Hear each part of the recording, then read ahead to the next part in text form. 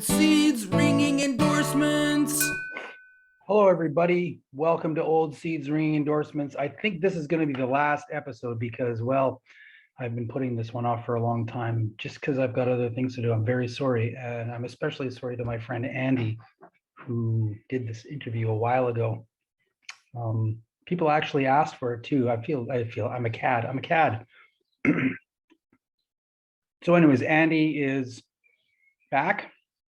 I interviewed him last time, and this time we're getting specific because we all need to know more about specifically what happened with the making of what I consider is the greatest, probably the greatest Canadian, if not greatest ever punk rock record.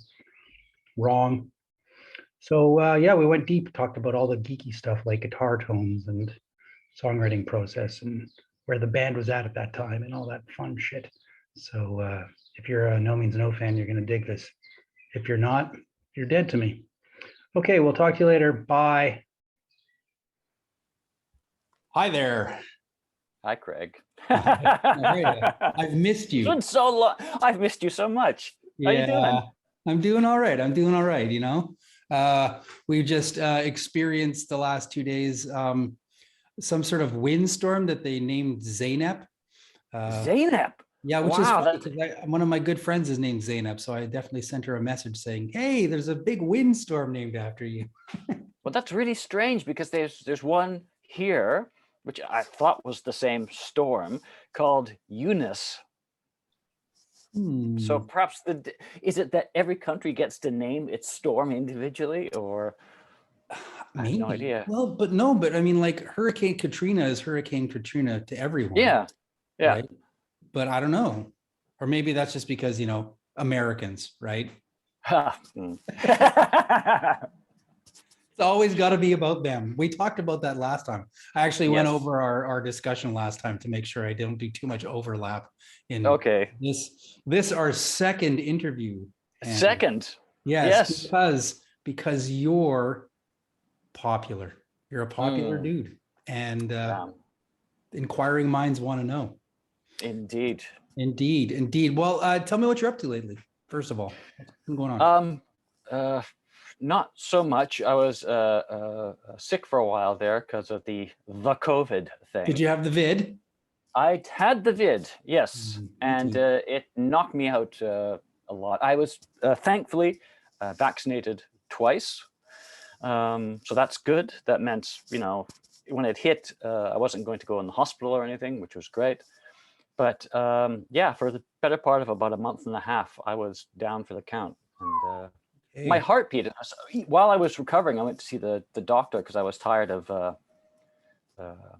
coughing every day and had a sort of a mild fever every day. And so I went to the doctor and they checked me out and they said, well, it's really not so much to do. You'll get over it. The typical Dutch way, which is actually quite good. It's sort of a more complicated version of take 2 aspirins and call me in the morning. But really, they're really hesitant here. I don't know about in Germany, but they're hesitant to immediately medicate you. And he said, well, let's test your heartbeat. And I said, okay. And she said, that's kind of fast. So how fast is it? I said, 120. So 120. That's fast. She goes, yeah, well, tell you what, let's do a test until they put all the things on me and I lay down. And it was 120. But she said, yeah, the good news is that it's steady. So it's probably to do with your fever. And so that was freaked me out a little bit. And so for the better part of the last half of January, every couple of days I'd be, you know, checking my heartbeat. And yeah, it was up there for a while. And then when it was down to 80, I was thrilled. I hadn't done it for a few days. And then I woke up in the morning and I thought, wow, that's a lot slower than it was 3 days ago. And yeah, I did it just last week and it was down to 68. So I'm normal as it can be again. As normal as one can be, given the circumstances. Yeah. So, but it was not freaky because I didn't get super sick. But when it actually hit in it'd be the last week of November. Oh shit! Okay. Yeah. I was really like a week in bed, and it was not nice at any rate. No, I had it in January, but this year. Yeah. But for me, it was like I'm vaxxed and boosted. Okay, So it was very mild. It was, good. I Good was to hear. back out in 7 days. So Great. basically Great. door to door was about a week. So you And think you had the Omicron version of it? I Or? guess so. I didn't do any tests insofar as that goes. Yeah. But right before that, just speaking of the heart stuff, I was also having thought my heart rate was going up and went to the doctor and got checked and everything. But this is before I got COVID, and also had the shit put on me. And they had me walk around with a thing on for like for 24 hours, and it just like Holy shit. it just like continuously like records. So it records all the way through your day, so it can sort of trace when your heart rate goes up and when your heart rate goes down. And or your blood pressure actually is what they're looking for. And yeah, whatever. We're getting old, buddy, and we've got these, and so I've got high blood pressure a little bit. So, but they said it's all stress related, which is awesome, because then anytime I get into a fight with my girlfriend, I can go, "Hey, listen, are you trying to kill me?" And and then and then she backs off. No, she doesn't. That actually really pisses her off. So I don't do that very often at all. Not a nice thing to do. But you're feeling okay now? Yeah, I'm still not 100%. I mean, I definitely have like a limited lung capacity from before. Yeah. I can't run quite as well as I did before. Of course, yeah, you're a runner, yeah. Right. But it's it takes a little bit of time. So shit happens. What are we gonna do about it, Andy? Like I mean, yeah. I'm certainly not going to get into a truck and go down to the fucking Capitol and honk my horn about it. Like, I'm not going to do that. I think we should avoid the truckers today. No, yeah, okay. Politics. Well, that's as far as we're going to go, because quite frankly, I have much more of an agenda this time around than I did last time. And I think I gave you a bit of a heads up about it already. Yeah. Because you actually received, I received requests to interview you again from the last time. You're the only one that anyone said, I want to hear another interview. And they specifically wanted to talk about your guitar tone, your guitar playing, your gear interests, and this amazing fucking record you made all those years ago that you were just awarded with the Polaris. What is it called? The Polaris Heritage Prize. Heritage. Yes, I'm officially heritage now. You're nice, actually. I mean, it sounds like such a cliche thing. It's like, well, it means a lot to me because it's from the people. But it actually is true. Some jury sitting somewhere, going, yes, we feel that the seven of us feel that this is the best record. That doesn't mean anything to anybody. But once a year they dig out a bunch of old records and then people vote. And to be quite honest, I thought, who did I think? I thought Katie Lang was going to get it. I think she was in there. But wasn't there also a Joni Mitchell record in there? There was a Joni Mitchell, but then I thought, the other people that were listed, almost all of them had already won a zillion prizes. So it wasn't like Joni was sitting at home going, oh boy, I wonder if I'm going to get it or not. Come on, and the fans know how many Grammys, Neil Young has got and whoever. And so I think sort of by default, the sort of small yet rabid no means no nuts that are out there. Hi. I'm one of them. Just got together and said, oh, we should vote. And it was the same thing happened. It was last year, the year before with the DOA and Hardcore 81, which I did vote for, it has to be said. So several times. And I think it's also, I mean, that award is maybe a little bit of a who maybe didn't get the props they deserved, right? Yeah, I guess so. So the fans look at it and they, like you said, they look at it and they go, yeah, fucking this one got a ton of these people don't need any recognition. But I mean, most of us no means no heads would, I mean, I've bonded with many people about this record over the years. It's the go-to record for sure. And we all say it does not get the credit it deserves as really being quite a groundbreaking record in terms of punk rock and what the way you did it, and more specifically in terms of Canadian punk rock. There was really nothing in Canada going on before that record hit, and for a lot of people it hit hard. Like, it's hard to be, you know, I'm 51 now, and I can still listen to that any day.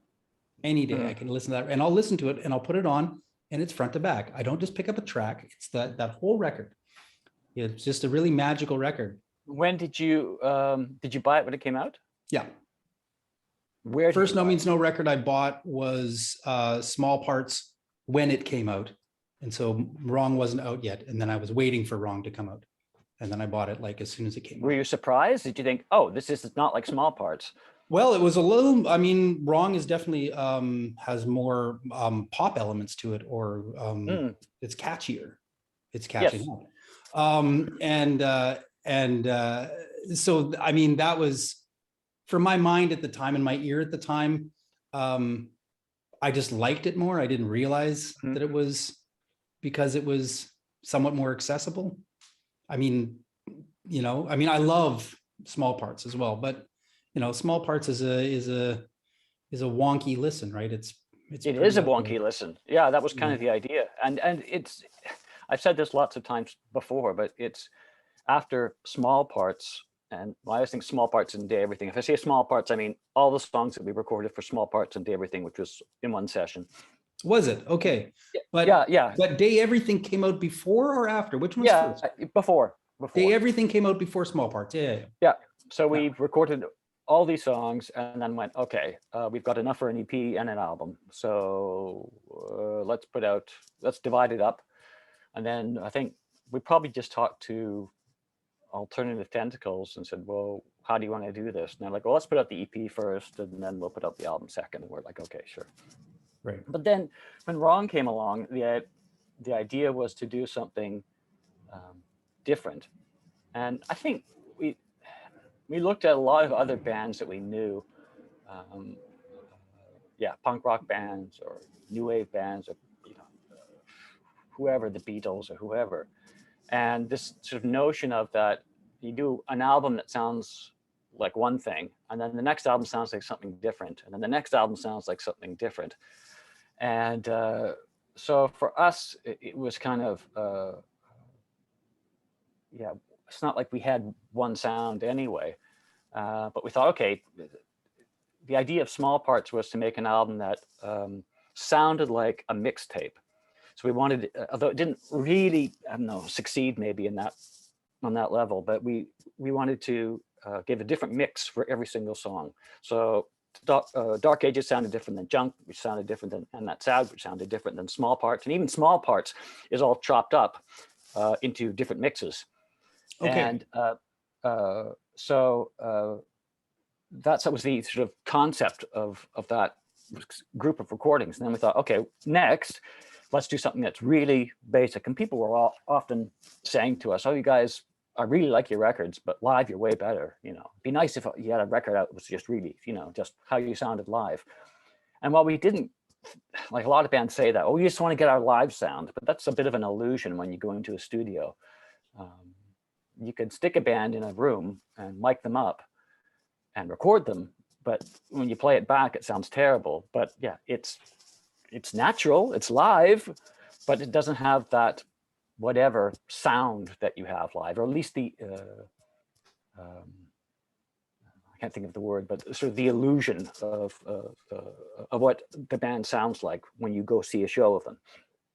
And so we thought, okay, let's be really sort of basic about this. We'll have mostly guitar on one side, not incredibly panned, but guitar on one side, bass on the other side, vocals through the middle, drums, stereo, and then we'll add overdubs when we want to. Right. And it just so happened we, along with Cecil English, who was engineering it with us, and John, who was also behind the board, it has to be said, we just got a really good sound, a good sounding record. And the songs were good, I think. I'm really happy with absolutely.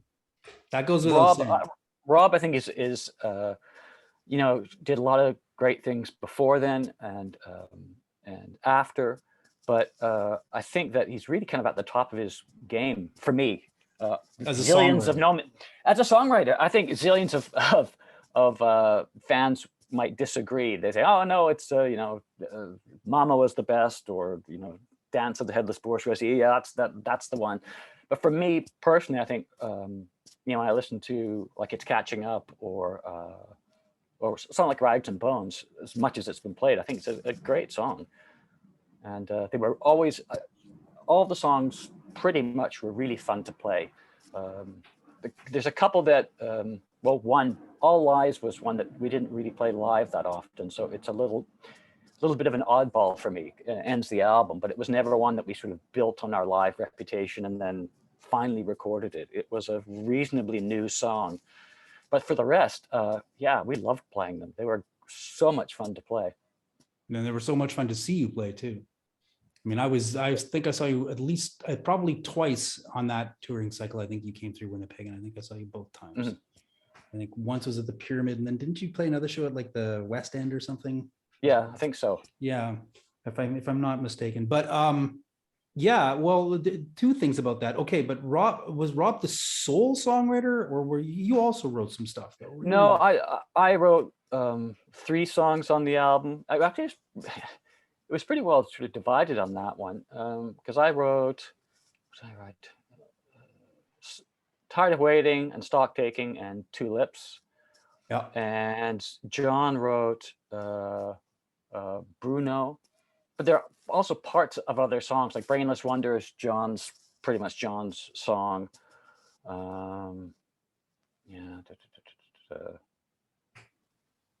Yeah, there's of course the 2-piece song, Big Dick's on there, so that was nice to have on, which was originally just Rob and John's song. Right. Right. You don't play at all. No. You do some vocals. Yeah. But so in a way it was kind of quite a balanced album. For us. So I mean, Robbie was always the main songwriter, but it was usually that John and I made up the other third to a half. Right. And like when you say songwriting, do you, I mean, I'm assuming a lot of it gets sort of modified once it's brought to the group. Like it's more absolutely. It's more kind of like the impetus idea, or maybe the lyrical content and the riff or whatever. And then, Robbie would say, for example, Rob would come in and say, a song like Rags and Bones, he had a pretty much sort of, I guess, I can't remember actually a demo of Rags and Bones. Maybe he just came in with the song. But there's sort of 3 parts of the song, and he had it worked out.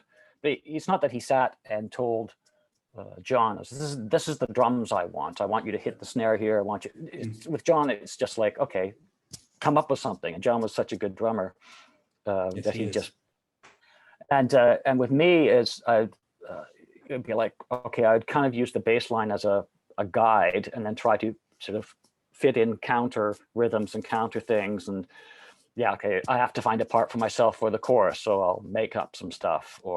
And I think that what was the most fun with practicing with nomeansno and writing songs with nomeansno was the arranging of things, and how we would sort of take apart songs and rearrange them and work on them. I guess I'm assuming all bands do this, and chip away at it until we thought, no, that should be 4 times instead of 8 times, and having discussions about these things. Sometimes people had a particular idea, like on 0+2, Rob had this thing about the drum beat of the fall. And the rhythm of the riff is just da da da da da da da da da da da da. And you just think, okay, it's just 4 beats.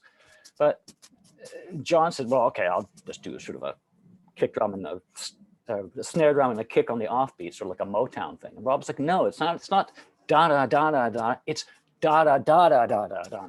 Yeah. And John would be like, da da da, no, da da da da da.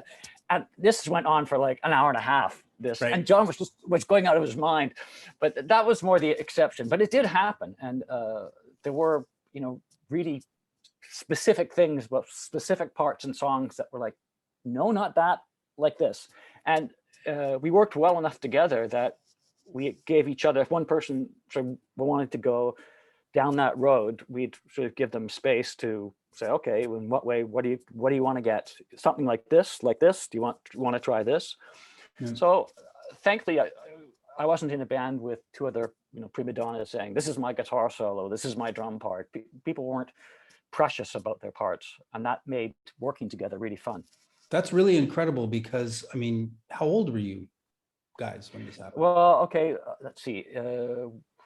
I guess Wrong was recorded in either at the end of 88 or in 89 maybe is recorded. Yeah, around then. It came 89, out, yeah, 89 I think. So I would have been 89, 62, turning 27. I would have been, yeah, 26. And then they're a little bit older though, right? Well, John's just a few months older. He's like a half year older, but Rob is eight years older. So. Right. Okay. But still, that age, I mean, when I think back to that age for me, I wouldn't have been able to handle, like, my ego would have been too frail to handle that kind of stuff, I think. Well, I mean, or maybe I wouldn't have trusted myself to be that generous. So that's really cool that you were able to grab that you were all able to participate in that way. At that age to create something like that.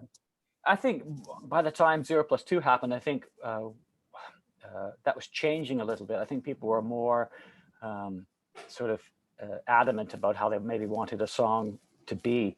But certainly before that last album, I think that, if you just came to the band and said, oh, here's a song, they'd be like, okay, how does it go? Where do I begin?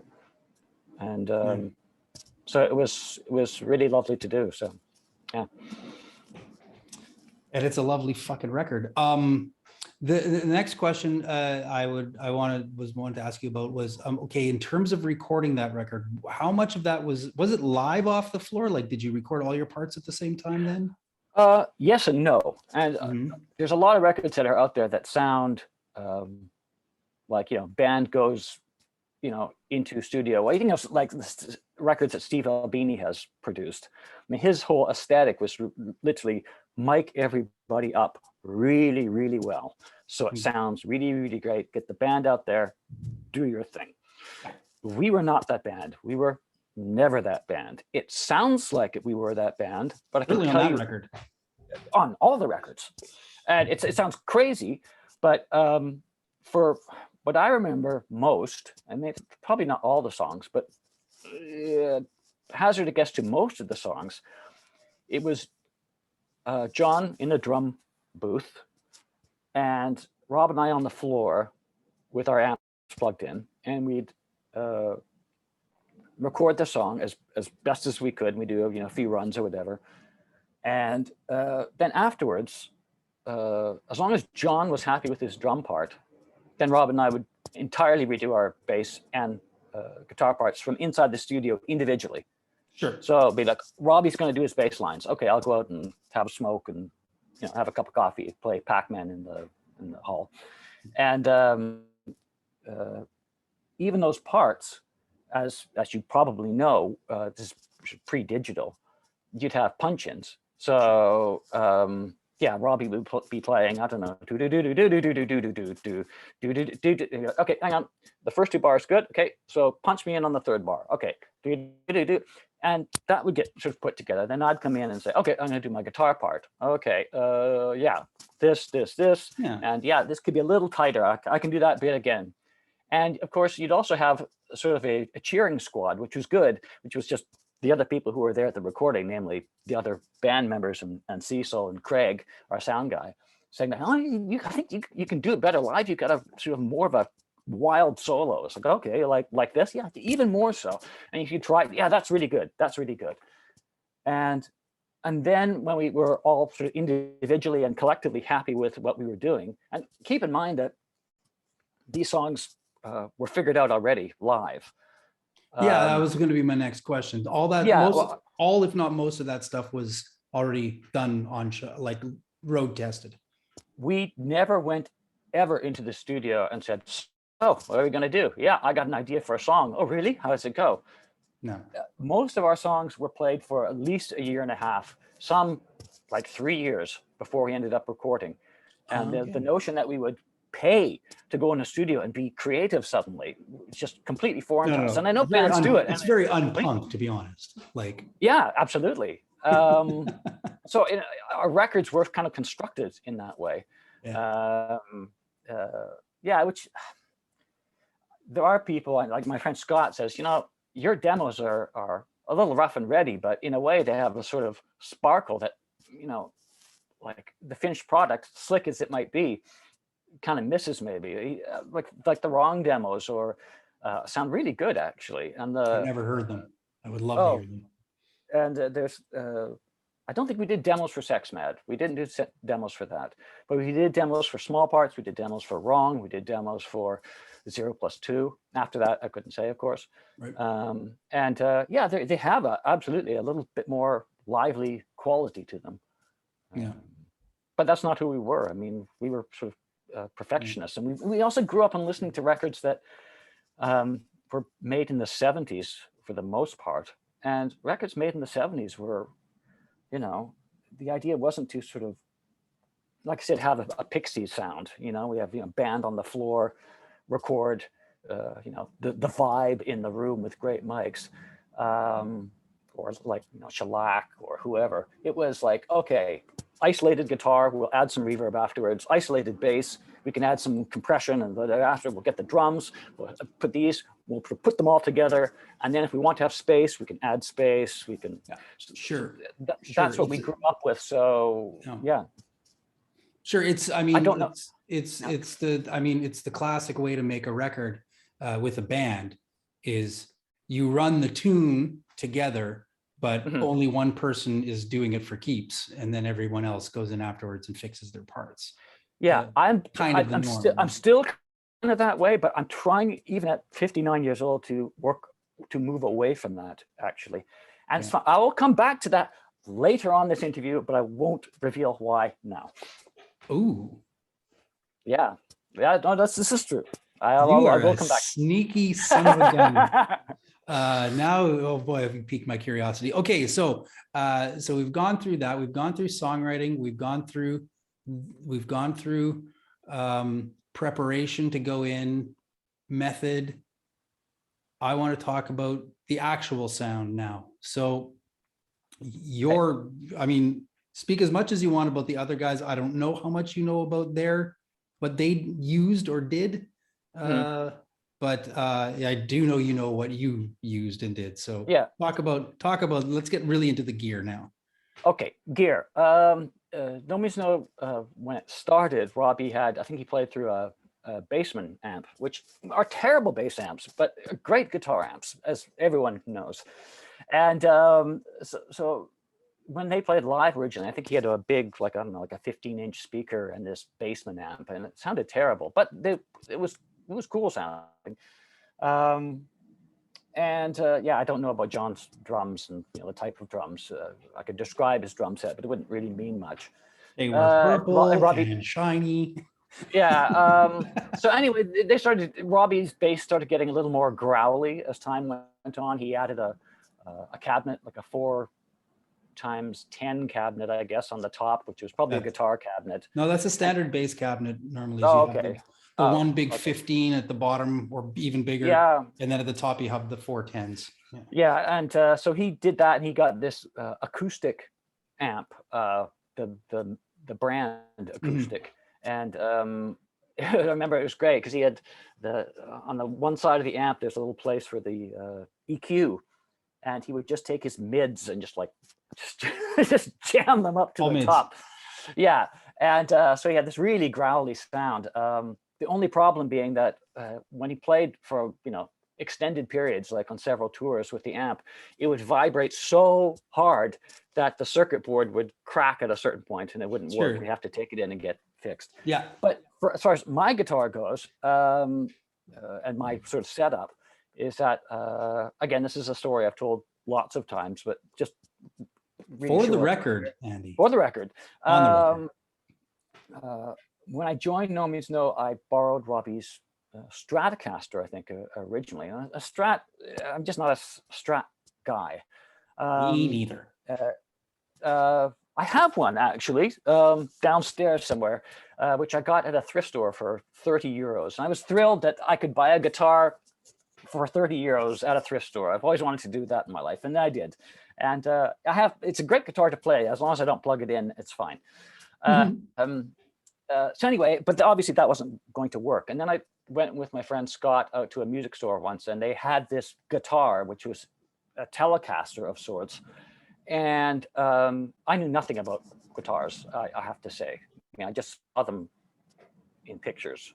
I couldn't tell you what guitar, who played what or whatever in the Sex Pistols or Killing Joke or whatever. No, I'm not a guitar geek. And so I went to this music shop, and they had this one there which was in the shape of a Telecaster. And I knew Joe Strummer played a Telecaster. And I picked it up and I played it a bit. And Scott said, "Oh, yeah, that sounds pretty nice. A nice looking guitar." I said, "Oh, what kind of guitar is it?" He said, "Well, it's a guitar called a Schecter, but yeah, I'm not sure exactly where it came from." I was like, "Okay, and how much is it?" "Well, it's $500, which was no small sum in those days. But I was prepared. I thought, well, if I'm in no means, I've got to get a guitar that I can, it's a good quality guitar you can count on. Yeah. Yeah, but I didn't know anything. And as it turned out, as I found out years later, Schecter in the late 1970s was this small company run by these completely genius guitar nerds who made their own pickups, made their own parts. And the original company sold sort of parts kits to retail stores, and the retail stores could put those parts together. You could directly order from them as well. I guess they put ads in that, Rolling Stone or Cream magazine or Guitar magazine or whatever it was. And someone had apparently got a bunch of these Schecter parts and put it all together and sold it in the shop for $500 to me. So this guitar that you played, or that you still play, you still have this guitar. Yep. Is a kit guitar, essentially. Yeah. Yes. Amazing. Schecter made. Yeah, and they were a really unique company. They've just been changed hands over the years tons of times. So it's not the company it was. But it had two humbuckers in it, and which was perfect for the type of music for No Means No. And it's just a great guitar to play. I still have it. I still play it. It sounds great. I'm really thrilled about it. But I was originally playing with that, but then through like a Music Man or something, and with a 412 cabinet or 212 cabinet, I forget. Anyways, and that sounded okay, but it didn't sound really great, to be honest. And I could get sort of a distortion out of it, but it was kind of naff sounding. It was quite harsh sounding. And then we played a show in Victoria at this small club, and the club burned down. And along with a lot of my record collection, sadly. Holy shit. But I had taken my guitar home. Remember, take your gear home, people. And words of wisdom. And then I went, oh yeah, shit, my amp has gone. But I didn't really feel bad about that, because I thought, monetary concerns aside, I kind of thought, well, I never really liked that amp anyway, so now I'm going to have to buy a new amp. And someone I knew, it may have been Scott actually again, he said, "Oh, I know this guy who's selling a Bandmaster." I said, "Well, what's a Bandmaster?" He said, "Oh, an old Fender amp. You could put that through a speaker. It'd probably sound pretty good." So, okay. So I got this speaker that, God, I don't even know where it came from. Somewhere. And I plugged it in and with my Schecter at the amp and this thing. And yeah, it sounded great. And then I discovered on the back of the amp, there were two places you could put two different speakers. One said speaker and one said external speaker. I could never figure out what that was. It's like, of course it's going to be an external speaker. They all are. They all are. So Rob and John had this locally made PA box, which it was like a vocal PA box, and it had horns at the not horns like this. No, yeah, but like that was super cool. Things. Yeah. Yes. Anyways, yeah, and so let's try that, and so we combined the two, and it just came out with this mind-blowing sound, and it was just this old amp, which I found out later was from 1962, I think. And you just plug straight into it and turned it up to 7. And that's what was sort of my go-to. And that was your gain. Number. That's it. That is it. There was a tremolo function on the amp, or is. And so it's like guitar, no pedals. The only pedal I ever used, ever, in No Means No, was one for the solo in Self-Pity, where there was an echo unit that sat on top of the machine, and I clicked it on and off with an on and off switch. And I did that for I Need You as well, which was recorded when I was in the band, but came out later. And we played it live a lot. But as far as an effects pedal, I never in 9 years used an effects pedal in No Means No. Wow. It was just plug into the amp and turn it up. And I so wish I could get that sound out of something that was this big.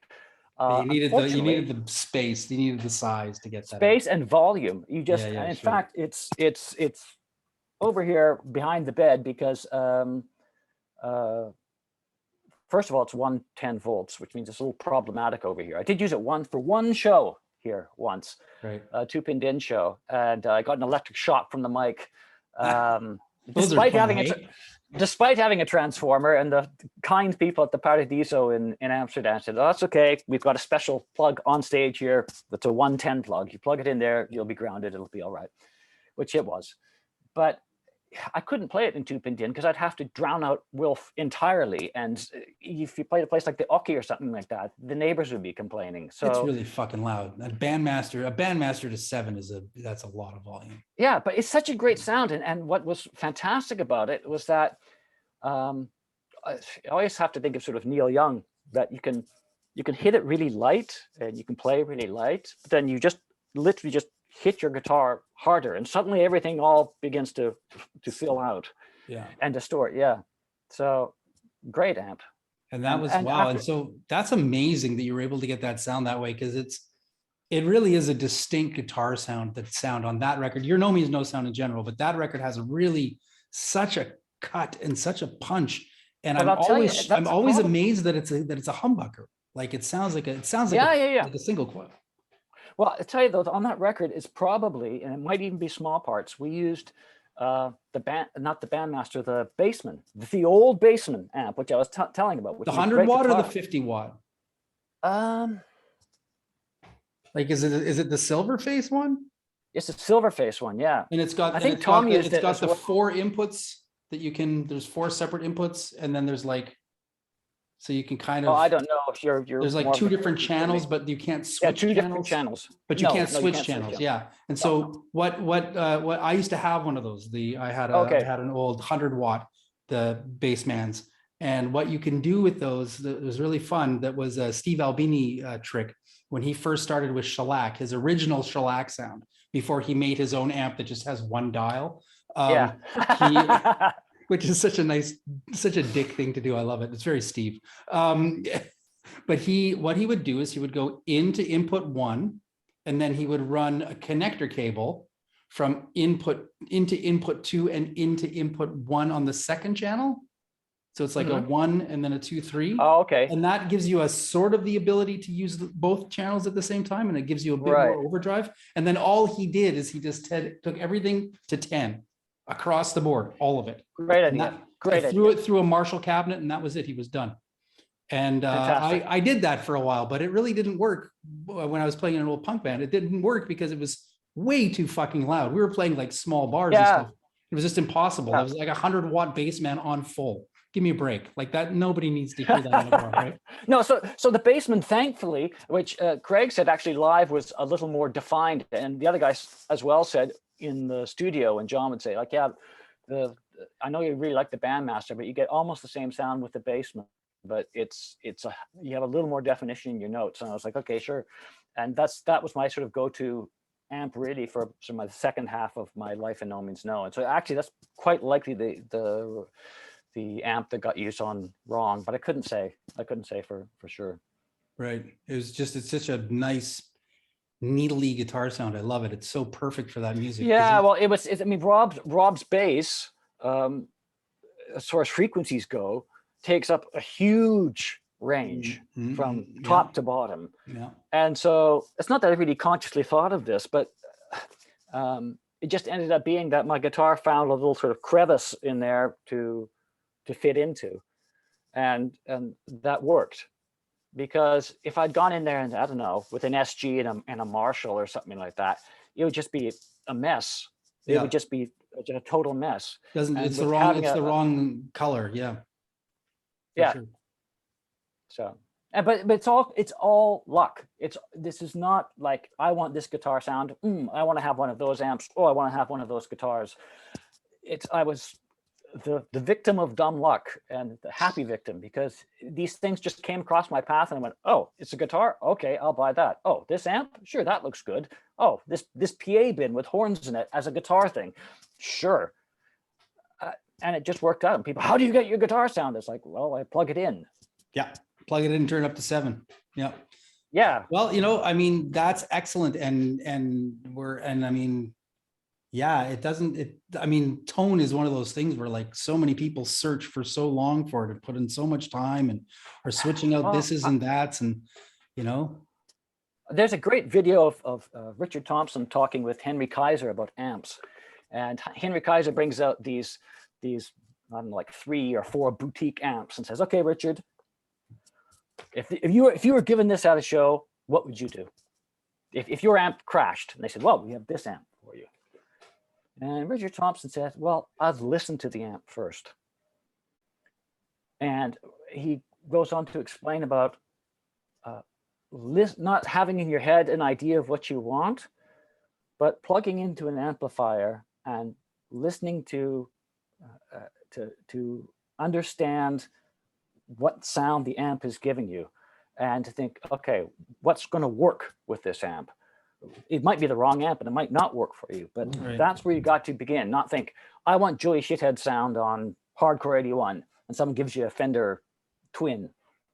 You can stay there for a month. You'll never get, a great sound out of a Fender Twin that's going to sound like DOA. You won't. However, if you just think, right, someone's giving me a Fender Twin to use, what can I do with this?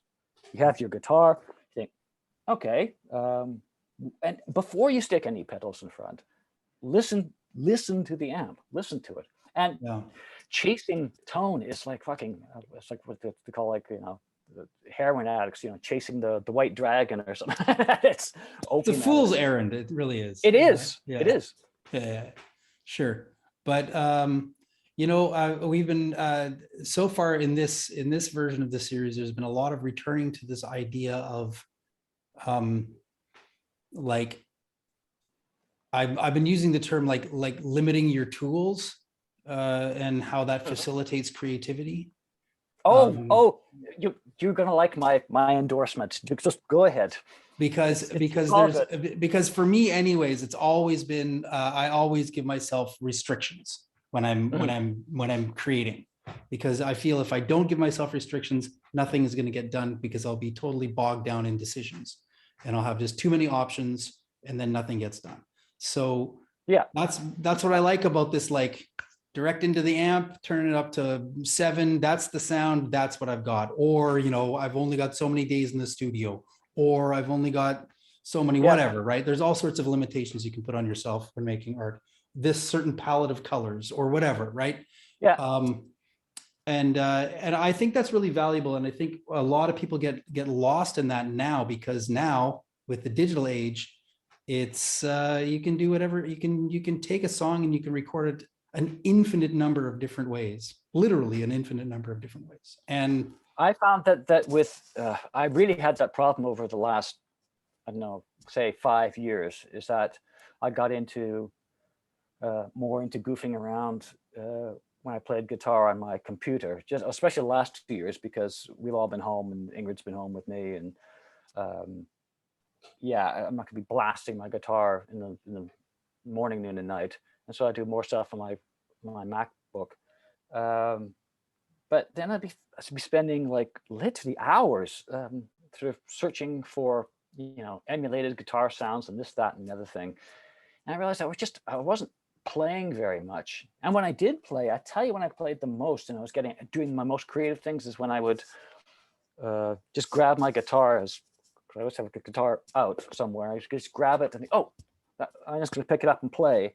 And I think, oh, I like that riff, or those two things. And I just take out my iPhone and put on the voice memos, which it's just a really sort of low quality, and record an electric guitar, not even plugged in, just kind of stick it near the guitar and quickly bat out something. And I did way more demos and got way more ideas done with that than ever sitting with a program and going, okay, how much compression do I need? Or maybe I should, I'll check out the tweed sound on this. Oh, no, hang on for a second. It's just gone by that point. Yeah, I hear you. I'm exactly the same. My audio memo, whatever, the real recorder on my phone is also packed full of little snippets that you throw in. That's full, and then the other one is full is the reminders, and it's just a whole list of like yes. I have to actually give it I don't know if it's possible on a phone to give a folder under the notes section. I don't have reminders. I keep it all under notes. I have like lyrics, ideas. It's really long now, and I can't bring myself to edit it. Like it all just sort of sits there. Yeah, I just leave it all there, and then later I go through. I'll literally do this now, where I'll just be like, oh, I've got a nice riff. What would I like to sing on it? And I go to my thing and I go, oh, that from 5 months ago that I was half stoned at the bar watching a band and had some idea and wrote it down or whatever, sitting on the bus or whatever, right? Like, and then there's these nice little launch pads. I like it. I really like doing that. What I've done recently, and I'm reaching down for my phone because I have a picture of it. I'll see if I can find it. This was in an effort to be able to play on my computer, but with a sound that is just kind of set, or is limited. And I bought one of these cheapy pedals. Let's see, here it is. This is not a promo, by the way, not a promo, but I bought, one of these pedals. The AC tone, yeah. AC tone. It's a Harley Benton, isn't it? It is, yes. It's the German company Thomann, the music giant monster. Harley Benton. Yes, buying, I guess, the rights to a Joyo pedal, which is some also cheapy pedal thing, and just who is ripping off another company called Tech 21. Anyway, the point is that it's supposed to be an amp emulator, but it actually does a pretty good job if you add like a simulated cabinet afterwards, whatever. And I got two of these pedals, 30 euros a piece. And I've been having a blast with them because I plug it in and I don't change the EQ. I don't change hardly anything apart from moving a couple of knobs back and forth on the thing. But and that goes straight into your interface and then straight onto your laptop. Yeah. So, and I thought, I just want a way where I can play and I'm not thinking. You think you stink, as a great man once told me. A great man once did say that, yes. Yes. There's something to be said about the workflow too, right? Like, you want to be able to get things done quick. Once that once that inspiration is there, you don't want to be bogged down with like, no. What I hate about being in the studio. Yes. When you're acoustic guitar, like, just a second, we got to check this, blah, blah, blah. And you're standing there with your thumb up your ass for half an hour. Yeah, but with an acoustic guitar, it's not a problem because you can pick up an acoustic guitar and suddenly one-man band, you're there. It's there. The sound is resonating. You can be by yourself. You can be in front of people. It's all there. You're singing, you're playing. It's very possible. Yes, it's very possible. It's very possible. Electric guitar, not so. There's always something to do. And in theory, you should have maybe a little amp that you could plug into. But even then, it's like, oh, where's my cable? So hang on, I have to move the serve. And particularly with going straight into computers, it's just a rabbit hole.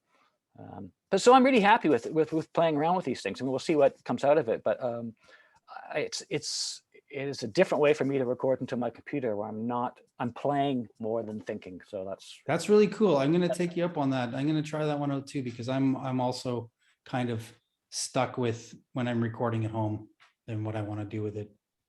Yeah, of course, when you get a piece of new gear, you want to try it out and stuff, but I just ended up sticking on my headphones and plugging this in and not even just touching the pedal and just playing, and Right. that's what I wanted to do. So mission Yeah. accomplished, and so far Mission anyway. accomplished. Aces. What are you working on? Like, do you have a project right now, or is this No. stuff, Well, actually, it's that yeah, two pinned in. We had a bunch of songs that were like super short, and I was really happy with a lot of them. They didn't have words, which I was less happy with, but the actual songs and the sort of arrangements of the songs we were really pleased with, and we played them live a few times. But then COVID hit, and suddenly it all went.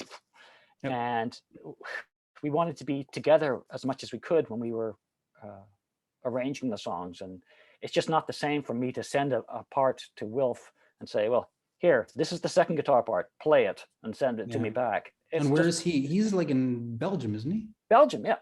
He's been there for years now. He's very happy and very busy boy. And so yeah, but I would love to do to sort of revive that. It's all kind of in limbo. I was listening the other day, and I was really pleased with it for the most part. The idea we kind of had would be have songs that are all like about between 1.5 and 2.5 minutes long, and just don't do things like intros or long solos, or no, we never did long solos, but I mean our songs are always short anyway, but just like cut off any and all fat and just have Trim the fat. Yeah, right. I mean, how funny is that? Yeah. How that changes in different artists. I don't know about you, but like I used to be really into like letting things run for a super long time. Oh, that also has its value for sure. But lately I'm just like, get to the point, and like my songs are getting shorter and shorter, and it is what it is, right? Used to be I would just like totally I'd bring along a delay pedal and like kick in one point and just kind of like let it go for a long time and get super trippy and psychedelic. And now I'm just like, no, what do I have to say? How was your recording experience with the folks in Basque Country? Your pals just that record just came out. I know it. Yeah, Sounds great.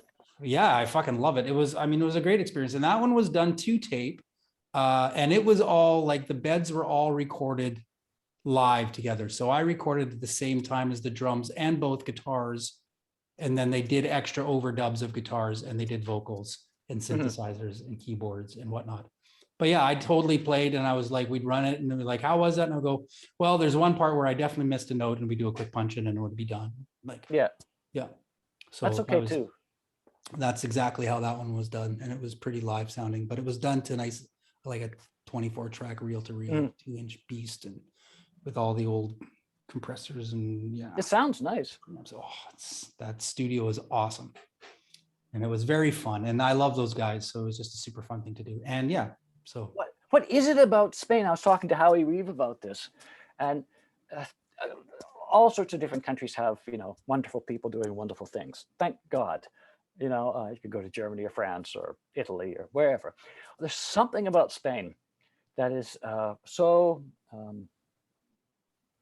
What's the word I'm looking for? Inviting is not the right word, but it's so warm and welcoming is the word I'm looking for. And I thought that when we played there, and even visiting there just on vacation, and it's just a lovely. Hey, shout out to Spain. I will also say shout out to Basque Country, because specifically because I did that record was made in the Basque Country and is done in Basque, and Oki Dia Farfalla are very much Basque. They don't like when I use the term Spain or Spanish. Well, it's like being in all the time. Catalonia and saying that basically what we think of as Spain. They're the thing. We're the Catalonians, we're the Valencians, we're the Basque people. These people think, Spain, that's like the people in Madrid thinking they're all that. And, no.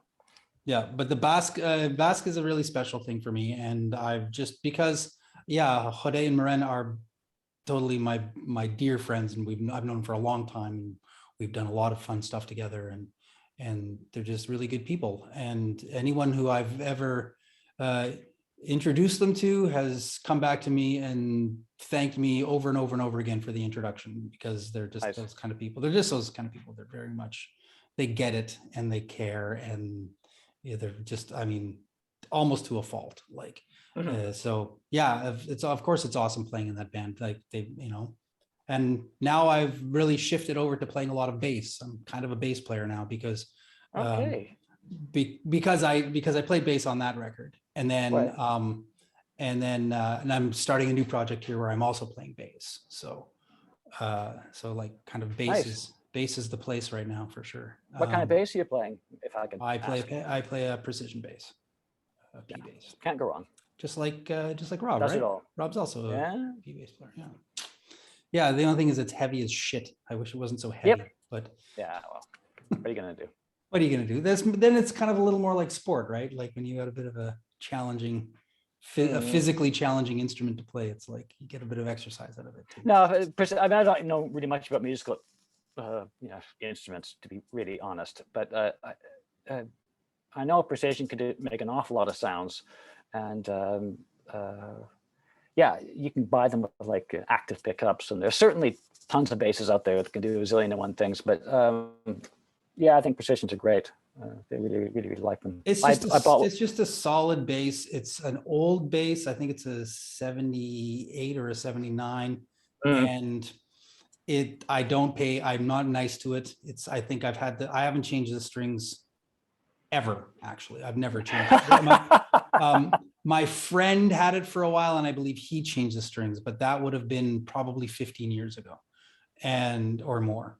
And I just I keep the old strings on, and it's gummed up and gross, and the neck's a little wonky now, and like the E string's got a bit of a weird action to it, but it's my bass, and that's how I play it, and I love playing it. And I play with a pick because I don't want to get all fancy, and yeah, it's really fun to do. I love playing bass, especially when you got a good drummer to play with. That's the key. Yeah, that's the key. Yeah, so that's a really so fun so that's what I've been doing. The going back, the two-pin din I want to get started with, but I've also done these one-off things, like I did the Howie record, Double Rainbow, which was completely different for me to do. I did vocals. I haven't done the final vocals for a song from this guy, Seb from Seb and the Radix in France. Larry from Victim's Family. I've done a couple of things for. Did a thing, guitar part for this song from Mo Staiano from Oakland, from Surplus 1980, which is again different from what I normally do. And yeah, all us old people in time of COVID were like, oh, I've got this thing. Do you want to add something to it? It's like, yeah, okay, sure. And it's been nice to do. I mean, I prefer to be, sitting across from someone and doing something, or doing what we did, playing in a bar somewhere or someone's house. That's my preference. But it's nice to, have sort of challenges, and I don't know if people are happy with what I've done. I hope so. But yeah, so there's that. Yeah, well, I mean, I think as an artist, you can really only concentrate on making yourself happy, and then hopefully other people will be happy with it as well. But, yeah. You can't please all the people all the time. And there's more to that saying, but I'm not going to bother with it. Yeah, I don't know. So that was really the main things I wanted to talk about. So are you still now? So what are you using then as an amp now? I mean, you're not using it right now. I have because I found this little Fender amp on the street, just a solid state one with a little 8-inch speaker, was left on the side of the canal, quite close to where I live, and I like the sound of it so much that I bought its older sister or brother, and it's just a solid state amp, and the distortion doesn't sound particularly great, but the clean channel sounds great. No, but that's okay. So I've been using that to play through. So I'm quite pleased with it actually at the moment. I don't think I'll ever find that amp, the one amp that I want to have that's like, oh, this sounds exactly like my Bandmaster, only at a tenth of the volume. I think I've given up on thinking I'm going to run across that. It just requires too many sort of other variables. So now, I like I said, I'm trying to listen to the amp more, and it fits in my bike, my milk crate on the front of my bike. So that's all important. So key, yes, it's key, especially living in a town like Amsterdam where you can't be carrying a bunch of stuff around there. It's too tough. It is. It's too compressed. Yeah.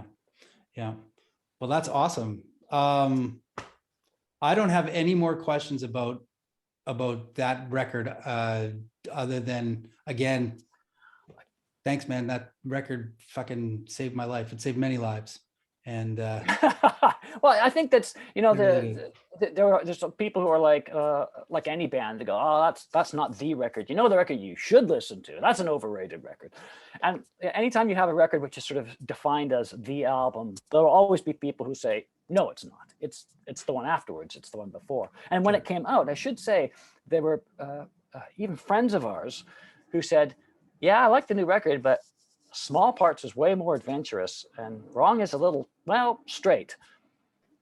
And I kind of thought, yeah, that's true. But that was kind of our idea of it, was to make a more straightforward record. yeah, sure, but it wasn't dumbed down by any stretch. No, I don't think it is. I'm when I would buy records of other bands, like even before I was in No Means No, I thought I would love to be in a band that had like an LP that sold, like, 500 copies. If there was an LP that sold 500 copies and that people really liked, I would be happy.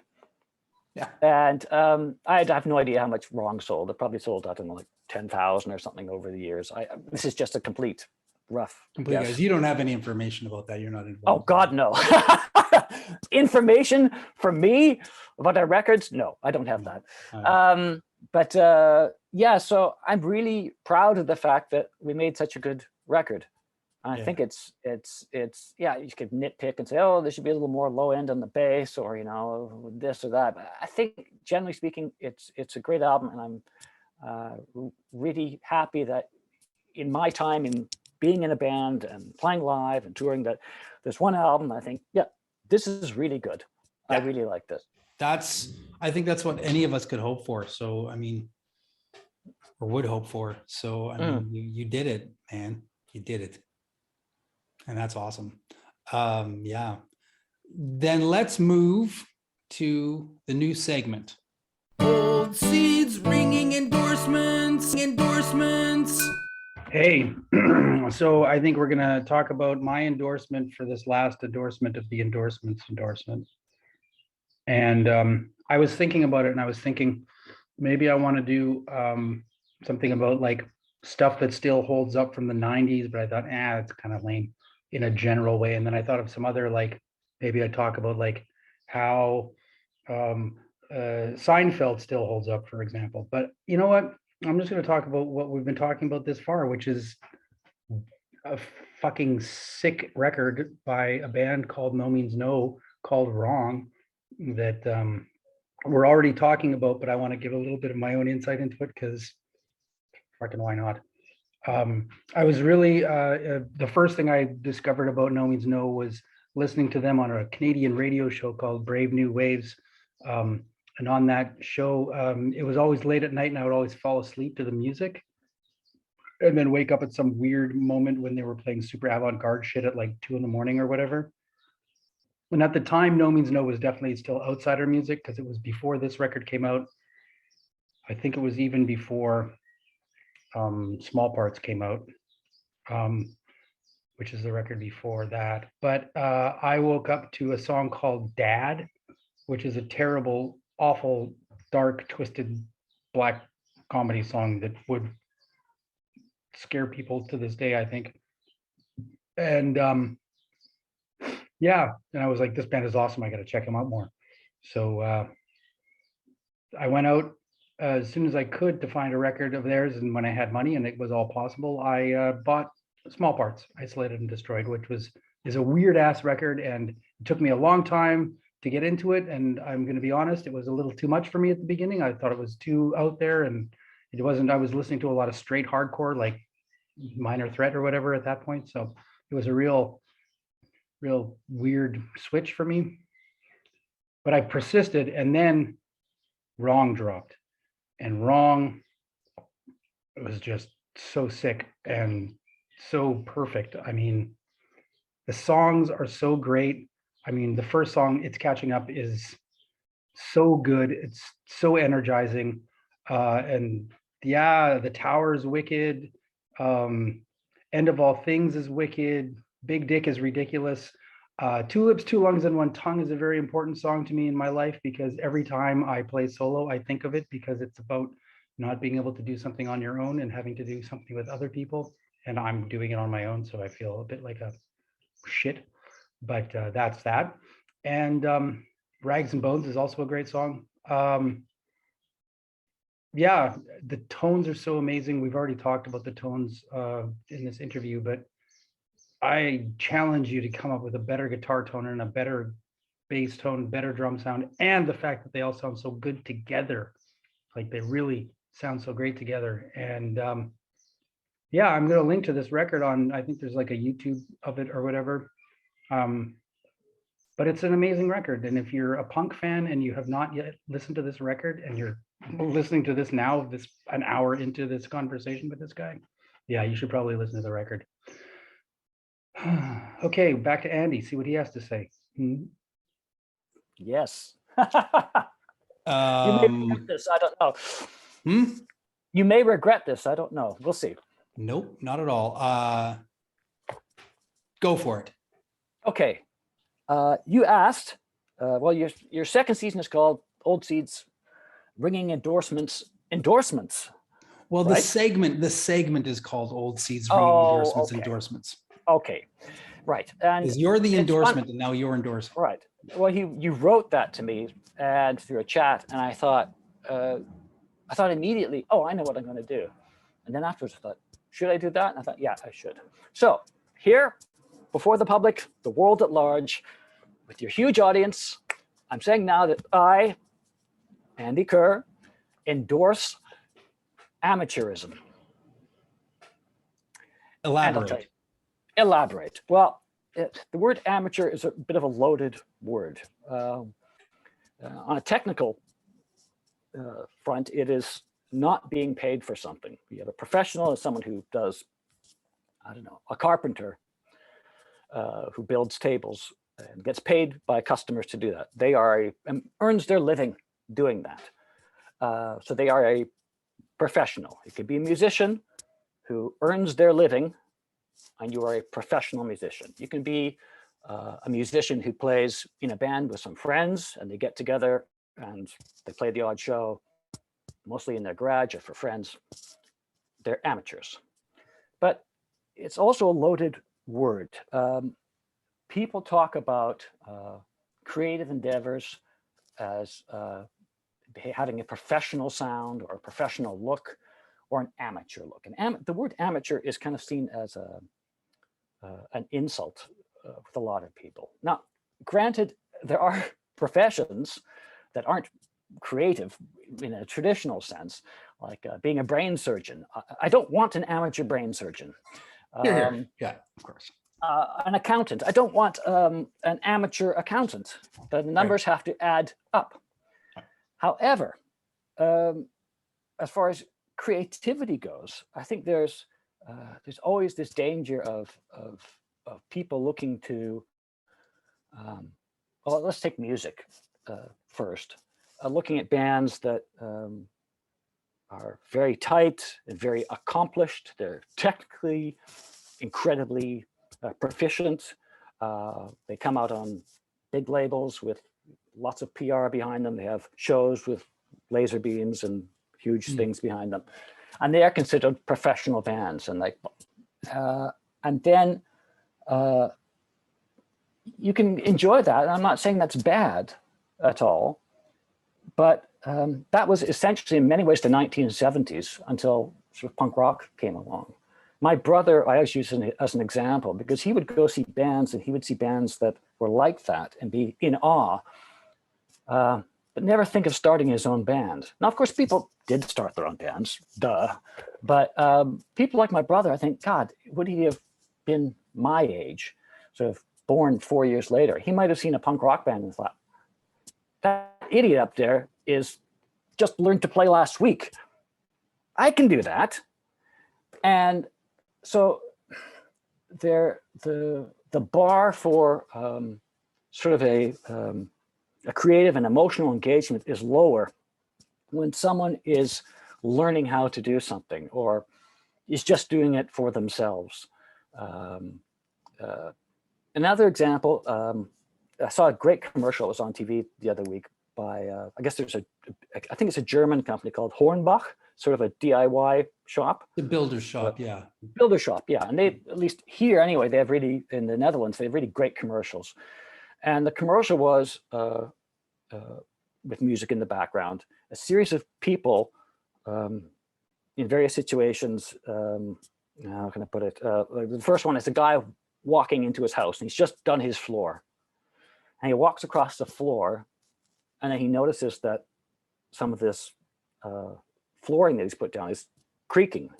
And he's like standing there, so rocking back and forth, thinking, it's creaking. And there's another guy who's got a drill, and he's going to drill a hole in the wall. He puts a cross on the wall where he's going to drill, and when he drills it in, it goes down kind of sideways. You know, if you have plaster wall, and it's like it goes in wrong. Yeah. And then there's another woman who's painting, and it's all outside the frame of the window she's doing, and there's all these drops coming down. So these people, in theory, are doing these things wrong. Would they have simply imperfectly? And then there's the last one is a guy on a chair who's finished with his chair, and he realizes that he's cut one of the legs too short. And he's like, oh my God.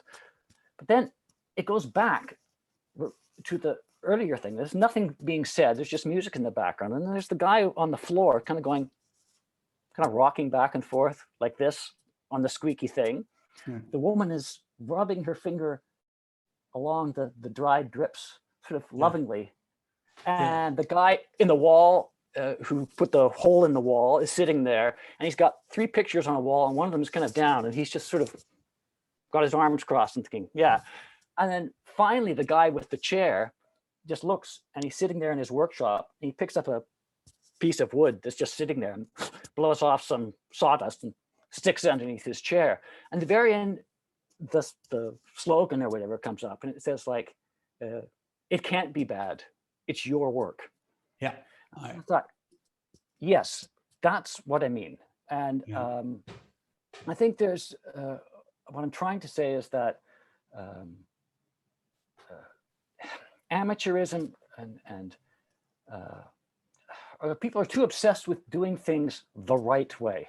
I need a guitar. Well, you better get a good guitar. You don't want one of these cheap guitars, because that'll go out of tune with each other. You know, where the strings will go out of tune with each other. And what you want to have is this. And you want to play guitar? Well, you should take lessons first. Yeah. And there's nothing wrong with taking lessons. There's nothing wrong with being a violinist who, wants to. I can't imagine a child wants to learn to be a violinist. But okay, imagine there's a 6-year-old who wants to be a violinist. There's got to be one somewhere, right? Somewhere, without the parents, trying to cram it down their throat. Anyway, for them to take lessons, great, and you'll learn to. Maybe you'll be good enough to be in an orchestra someday. However, you can also have a child who is given a violin and says, "Well, I found this violin at the thrift store. Maybe you can do something with it."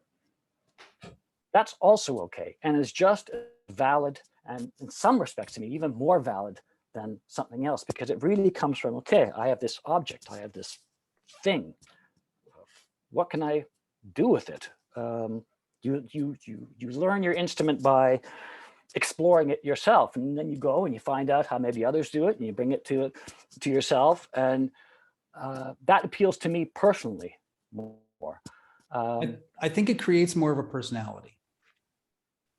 Then your personality would tend to come out more than if you went Suzuki School of Violin your whole life and you learn exactly how to play the violin, right? Because then you create your own, through your mistakes, you create your own sound, which is the great thing about punk rock and everything that came after punk rock, is this idea of like, I have no fucking idea what I'm doing, and I'm going to make this mess. And then I'm going to look back and go, okay, what did I like about this mess? And what would I like to change? And then it becomes a journey, right? And I had a professor once, and she said this thing that stuck with me my whole life since I studied with her. And she was a cellist as well.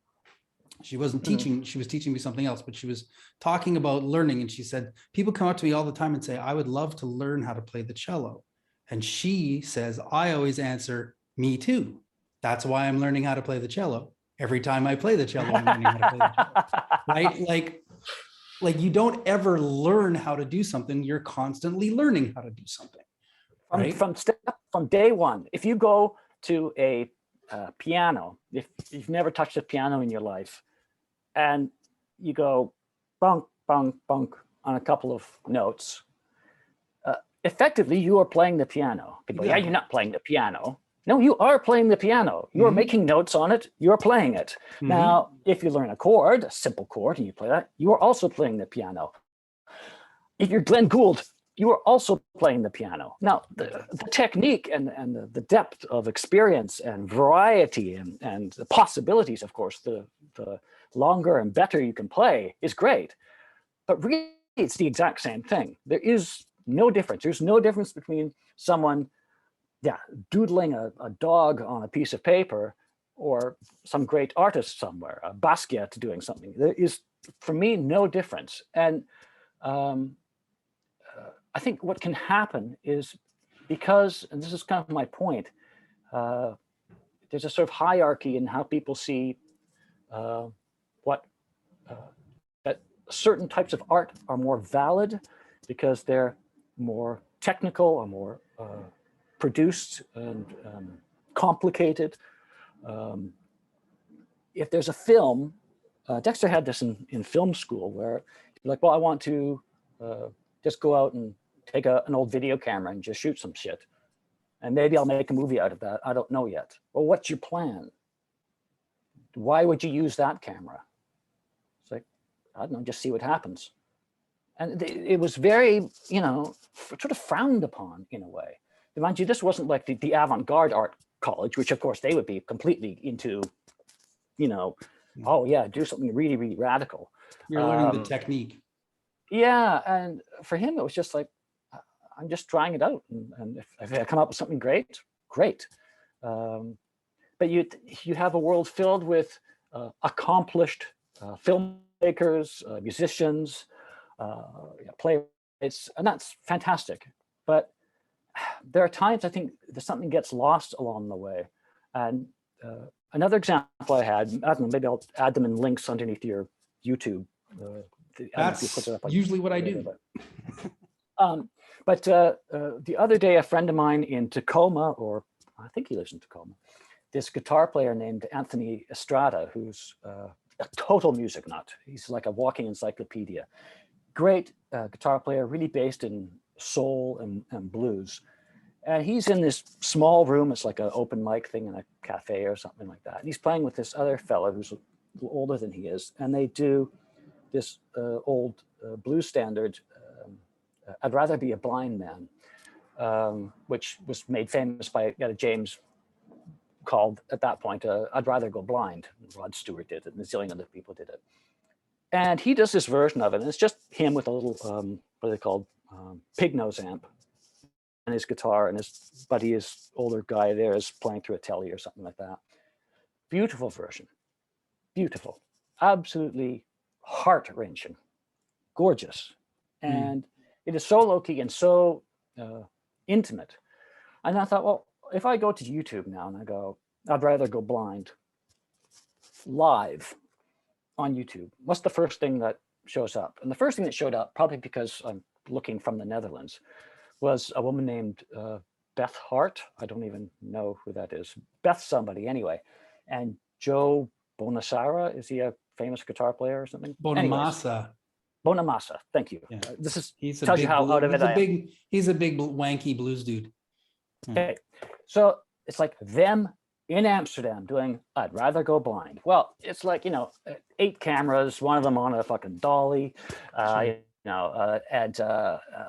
this hyperbolic singing. The band is all these, session dudes up there doing their things with their tats and the lights and the sweeps over the audience. And yeah, okay, they're doing, this song, I'd Rather Go Blind. And they're all very talented. And then probably in many ways, maybe technically speaking, more talented than my friend. Technically, I don't know. It would be hard to say. And yet for me, the difference was night and day. That one was like, despite their best efforts, was kind of like a pale imitation of emotion and the expression of that emotion, like a bad actor. Yeah, it's aping. It becomes aping at a certain point. Yeah, it's like, you know, I miss you, baby. Yeah, I'm thinking this is nothing to me.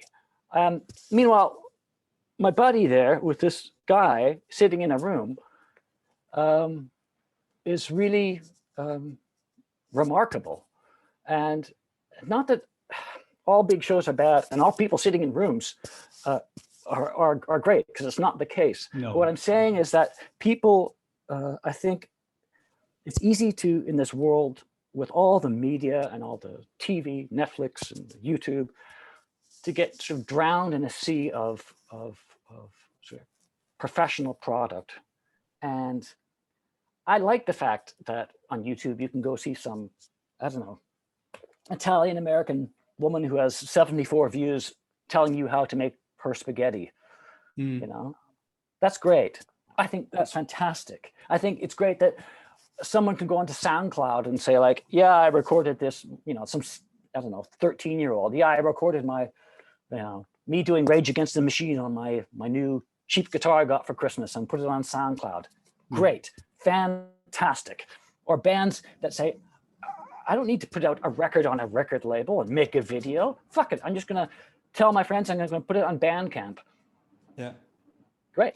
Yeah, but it's all really kind of, it's an extension of that punk rock ethos, right? Like that DIY ethos that was sort of picked up, at least within pop music was picked up then. I mean, it's a longer story, I think, in general, but yeah, well, that's an excellent endorsement.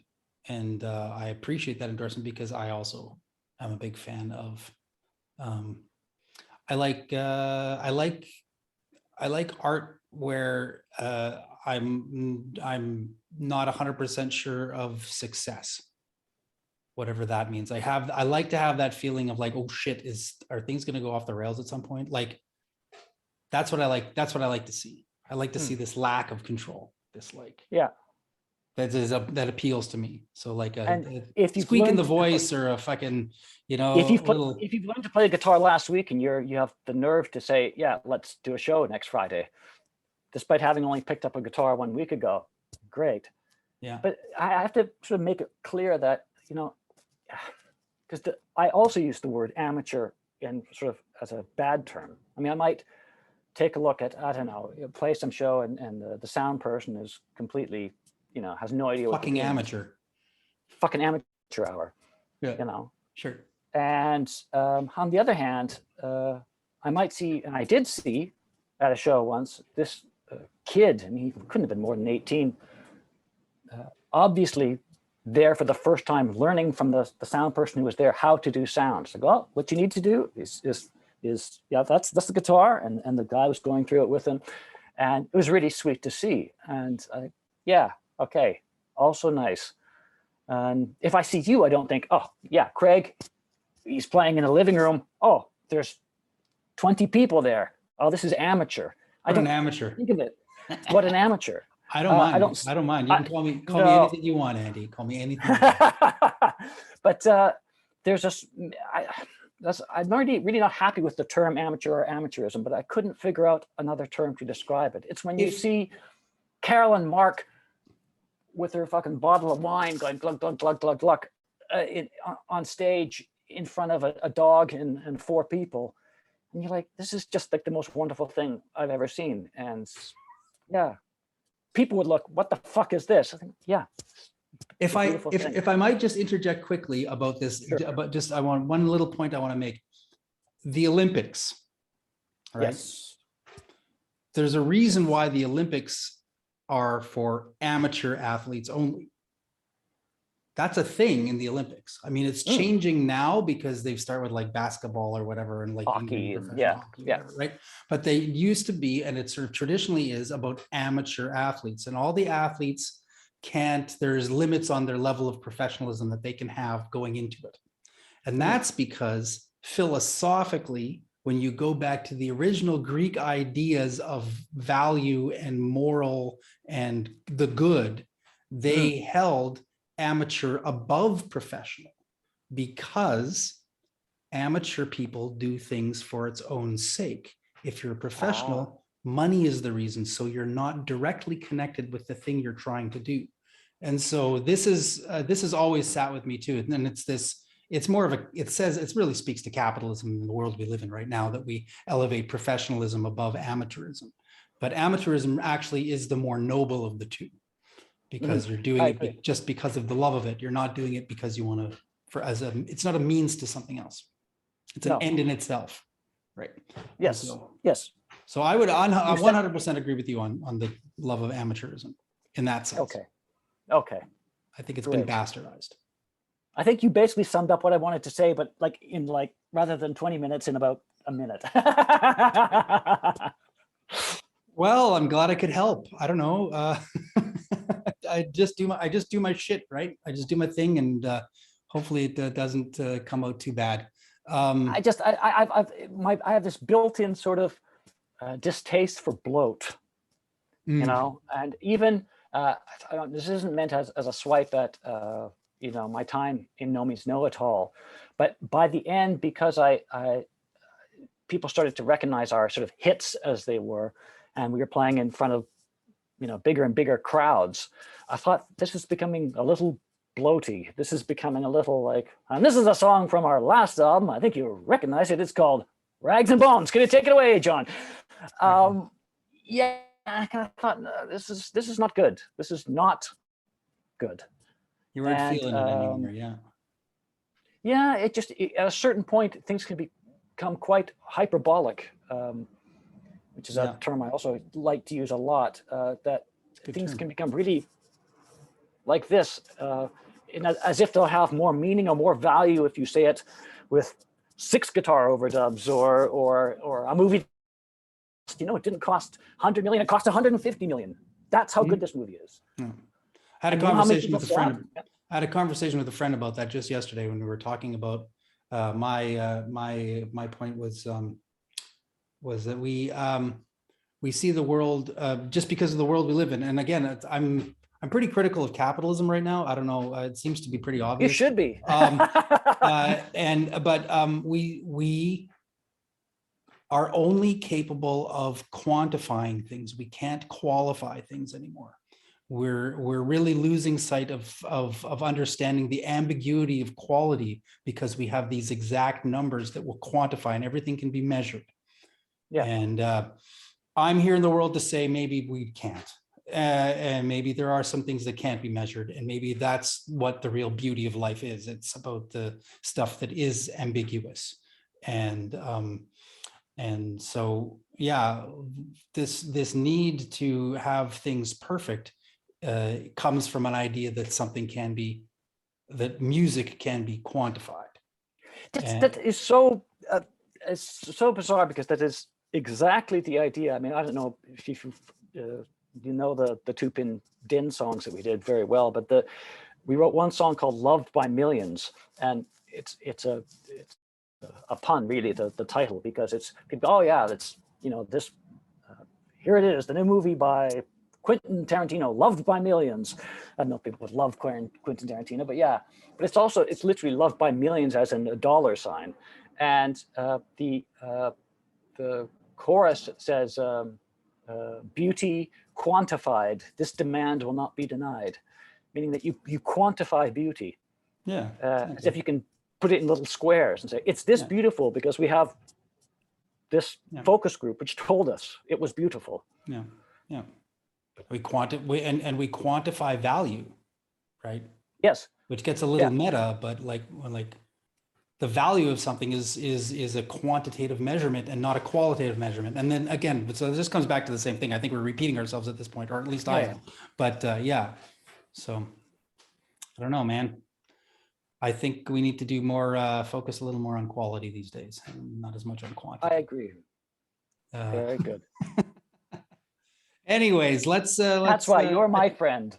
I think this is an excellent time to step off of this particular bus and scene. No, Andy, as always, fucking a joy to talk with you. I miss you and I miss being to see you, but Yeah. I'm going to see you in a few days, I think. Well, yeah. Yeah. Well, we'll talk about that afterwards when you're. We'll talk about that gonna be afterwards here. because these Yeah. people, you don't need to know about this. Mind your own business. Yeah, right. Okay, well then I'm going to stop and then we'll talk some more. Okay. Thanks again, Andy. Pleasure. Thank you very much. It's been a wonderful time as always, just talking to you. So yeah. Yay. We should do this every day. You know, We really should. Shouldn't, don't tape it, or we should tape it and just And put it out every day, just like long fucking ass conversations day after day.